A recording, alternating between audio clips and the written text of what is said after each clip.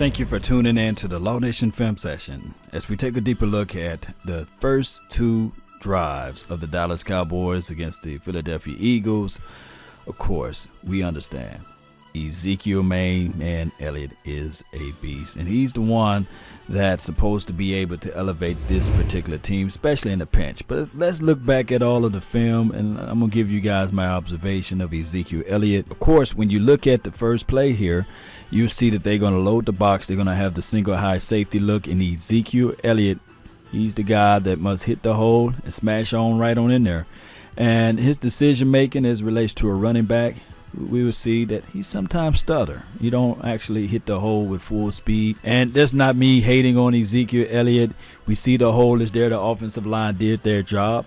I think that he should crease and just speed right through here, but he kind of give us a little wiggle.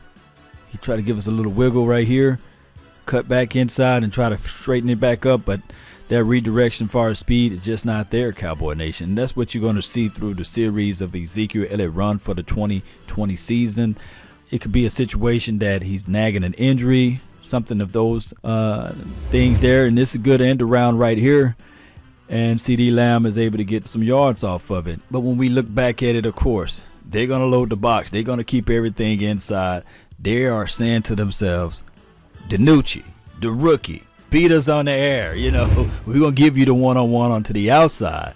Nevertheless, when you look at this play fully, you can see that there was meat left on the bone, and CeeDee Lamb, he can get around. You have Ezekiel Elliott is one of the lead blockers here, and of course, the actual quarterback, he's on his chart as well, and we'll see a whiff.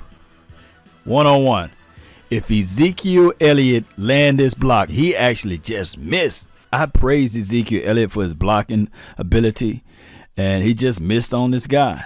CeeDee Lamb, to see that, had no choice but slow down and try to redirect his running path there. And number 7 gets there to make the block, actually, or get in the way, because he's going to get thrown like a rag doll. Like, get out the way, you know. So it's one of those things whereas you got to have your elite player to play elite. He cannot be sloppy on his blocking technique. How he missed. And he get thrown out of the club. So we looking at everything, but just in the same breath, the very next play, Ezekiel Elliott steps up and he saved the quarterback. Get in the way. Quarterback rolls out and, you know, passes the ball to the edge here. So we got multiple ways where we can look at this thing. Ezekiel Elliott being the blocker, stepping into the mix. And I would say this, for the 2020 season, Ezekiel Elliott been the 6th offensive lineman. He's able to do that. Even on this play right here is a Wildcat. Shout out to Ezekiel Elliott. I just don't like his running thoughts on this play. We're going to look back into everything. Look at Ezekiel Elliott. Look at the defense. They spread it out. They saying, okay, this is something new. We never seen the Cowboys do this before. It's a Wildcat formation. It's a formation that you would say, yeah, give the ball to your best player on your team. And that's supposed to be Ezekiel Elliott.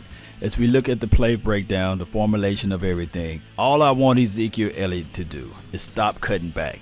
See the hole, hit the hole, make a determination, go downhill. You're a big running back. You're not a finesse guy. You don't have quick feet like that. And all he had to do is just hit this edge. I would rather for Ezekiel Elliott to be one-on-one with his cornerback or out in space with this guy opposed to cutting it back into the teeth of the defense. He stops and he stumbles. He cuts back into the thickness of the defense there. And trust me, would you rather get hit by this big boy or this guy? I think that Ezekiel Elliott would have a better chance of hitting this guy. Nevertheless, he runs right into the teeth of the defense.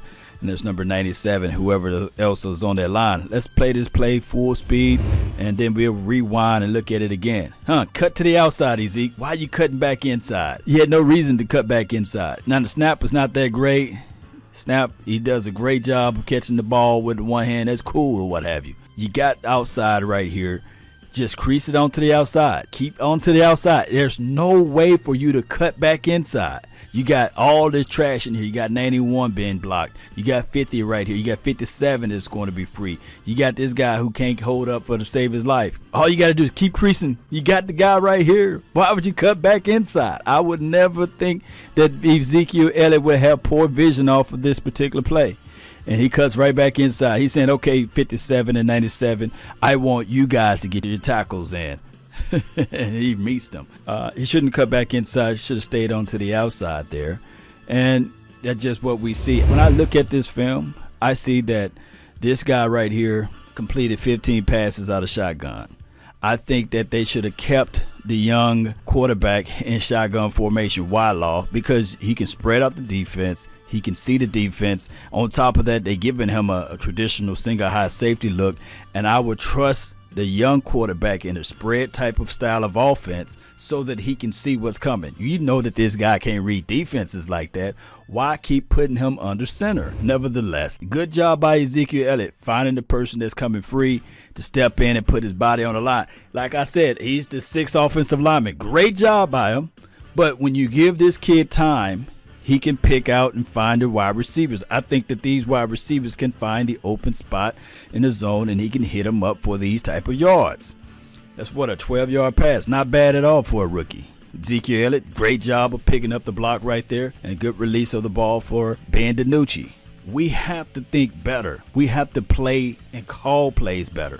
And we have to also, with that, knowing that this guy is a 7th-round draft pick, and this is not an excuse, but you can't line him up on the center. You can hear a lot of people say when a quarterback is drafted and they come from a spread offense, even if they're drafted in the 1st or the 2nd round, the number one question will be, can said quarterback pass under center, right? That is something that they have to spend many of weeks and things like that to prepare this guy to pass under center. So what they do to make it comfortable for him, they have the guy pass out of shotgun. For the life of me, if you go back and watch the all 22 of all of the passes that DiNucci passed, the better completion ratio was out of shotgun. I digress. Let's see what else they have out of this play. And this is the horrible play design because when you look at it and you think about it, they move the ball all the way here. He's going to turn his back to the defense, meaning that he's going to have a quick read. He's going to have to know where to be at with the ball. And this guy holds onto the ball and he gets tackled for a big chunk. Yards of loss. And it's just not a good looking for the Cowboys to pass out of that set. And they put the ball in the belly of Ezekiel Elliott. He gets maybe 2 of those yards back on the very next play. So it's just bad play design, bad showcasing the plays there. And this quick read, I'm not mad at it. I think that this quick read, the tunnel screens and things that they was doing in this game, it's just a way to get your quarterback comfortable. I'm not mad at it either under center or even if it's out of shotgun. I think that play can get them in the groove of things. All right, so here's the second drive of the second series after the fumble recovery. And, of course, they put the ball in the belly of Ezekiel Elliott. He gets some necessary yards there. And I think that they did a great job off of this particular play. I actually like Ezekiel Elliott showing a little burst off of this play. Everybody got a hat on a hat. Look at it. Look at the space and opportunity. And that's why he just goes straight down and gets some necessary yards from here. And not bad at all. I love the execution of everything. And you will see the big boys helping out the steal right here. You see number, I believe that's 80. There's number 80.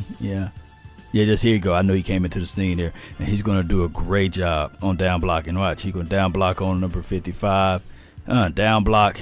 He washes him clean out of the paint. Blake Bell is a hell of a blocker, and probably have to do an independent film on him, but this guy is a hell of a block. Watch how he washed everything out.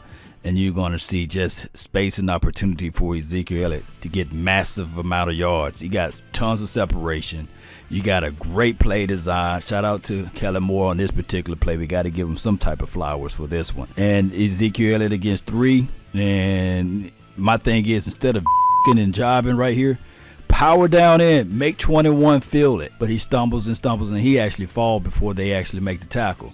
Now, I'm not talking about Ezekiel Elliott. I just think that there's some plays out there that he needs to improve on. This is a quick play, tunnel screen to number 13. We see that they called this play multiple times, and that's just how that particular play goes. It's just a good warm-up play, and this is another Wildcat formation. Ezekiel Elliott, the best player on this team, right, gets the ball. I just want him to still crease it out to the outside. Bouncing to the outside, he keeps cutting back inside, but he still gets some dirty yards off of this particular play. And we can't get mad at it because, of course, they showcased us that play again. And Trust me, they shouldn't have done it multiple times in this particular series here, but they did it. And maybe they said to themselves, hey, the playbook is limited. The playbook is limited. So what you going to do now? Line them up, lace them up for Ezekiel Elliott to run again. And he gets greeted by, I believe, number 93. Cuts right through there. Looked like he goes untouched, unscathed. I reached out to Brian Broaddus and said, okay, who responsibility on this particular play right here? And of course, it was 75 responsibility. But even though it was 75 responsibility, could we see a little bit more off of this chip right here from number 52? It looks like he didn't really do anything. He tried to give him a little chip, but he misses on the chip, and Ezekiel Elliott is greeted. From what I was told from Brian Broaddus, was on this particular play, the snap was too quick, and everybody wasn't ready. The snap was just too quick, and Ezekiel Elliott paid the price on that one. So that's just how that goes off of that particular play. Now the fumble play. Remember, on this particular play, before this play goes, I would tell everybody, yes, the tight end was open. You can really say if you got rapport with Amari Cooper, you could have went with him on a corner here. But when you look at the play, how it breaks down and everything, you got to slide some type of protection on Steele's side. Yes, he passed better out of the shotgun. Yes, we would like for him to release that ball quickly. But what are you expecting from a rookie in this type of situation? Now, I know it's going to sound like a bevy of excuses, but when you look at everything, somebody got to get some help over there. And that's the problem. No help for Terrence Steele. And this boy get his butt whooped. As the play developed, we see right here, he's still at the top of his route. If number 7 released his ball anywhere in between his time frame, maybe, just maybe, this tight end is able to catch this ball. Or if he was reading to this key right here, that's wide open. I'll pass it anywhere in this proximity here. I don't think that this guy can cut that route and take the interception. But he holds onto the ball, And my only thing is, from his perspective, maybe he thinking that this guy's going to drop back into coverage, and he's trying to wait for him to decide whether or not he's going to take the underneath. Not trying to make excuses for him, but this is a rookie, for crying out loud. And he's holding onto the ball, he cocks it, and the rest is history. He's already getting his butt whooped. If we had a fraction of a second, a tenth of a second, well, this would have been a touchdown. The Cowboys would have been up 10-0.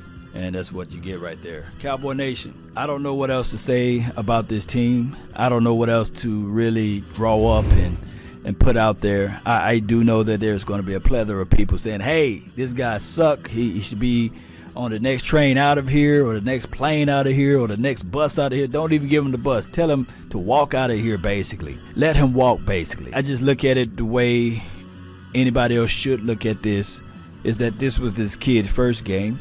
Right?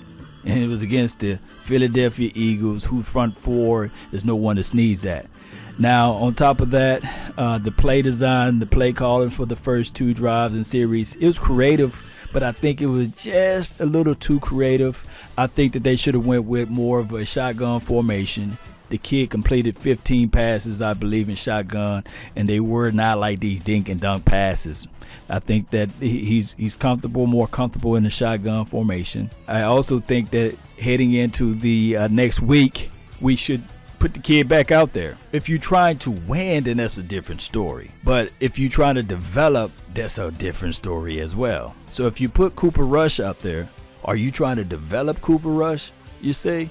If you put Gilbert out there, are you trying to develop Gilbert? Is he a long-term fix? Not saying that Ben DiNucci is, but you got to start building on something.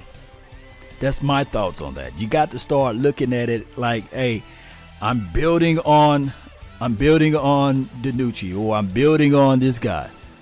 So, Cowboy Nation, we got to figure this thing out one way or another. We do. We flat out do. So, it's all about creating that map way, or that plan design to figure things out. So, let me know of your thoughts. Let me know of your opinions. Post them down below. That's been my time. I really thank you all for yours. And remember, you're listening to nothing but the best. Go Cowboys. Let's go.